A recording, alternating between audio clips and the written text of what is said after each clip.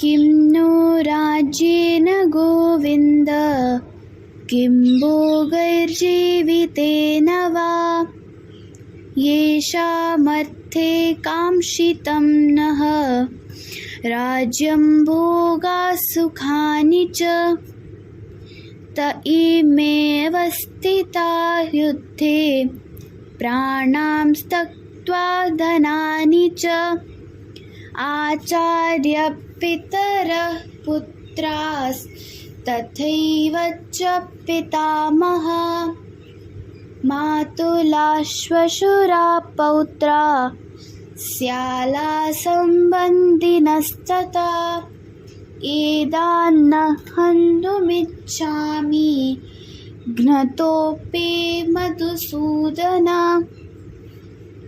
अपि त्रैलोक्यराज्यस्य हेतोः किं नु मही कृते निहत्य धार्तराष्ट्रान् का प्रीतिः स्वजनार्दन.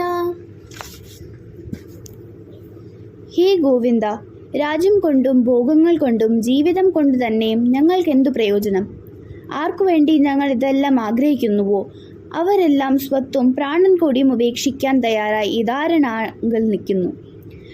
മധുസൂദന, ഗുരുജനങ്ങൾ, പിതൃപിതാമഹന്മാർ, മക്കൾ, അമ്മാവന്മാർ, ശ്വശുരന്മാർ, സ്യാലന്മാർ തുടങ്ങിയ ബന്ധുക്കളാണ് ഇങ്ങനെ മുന്നിൽ നിൽക്കുന്നത്. ഞാൻ എന്തിനവരെ കൊല്ലണം? അവരെ വധിക്കുകയിൽ ത്രൈലോക്യമാകി നേടാമെന്നു വന്നാലും ഞാൻ അവരെ യുദ്ധം ചെയ്യില്ല. പിന്നെ എങ്ങനെയാണ് വെറും മണ്ണിനു വേണ്ടി അവരെ ഞാൻ കൊല്ലുക? ഹേ ജനാർദ്ദന, ധാർത്തരാഷ്ട്രന്മാരെ ഹിംസിച്ചിട്ട് ഞങ്ങൾക്ക് എന്തു സുഖം കിട്ടാനാണ്?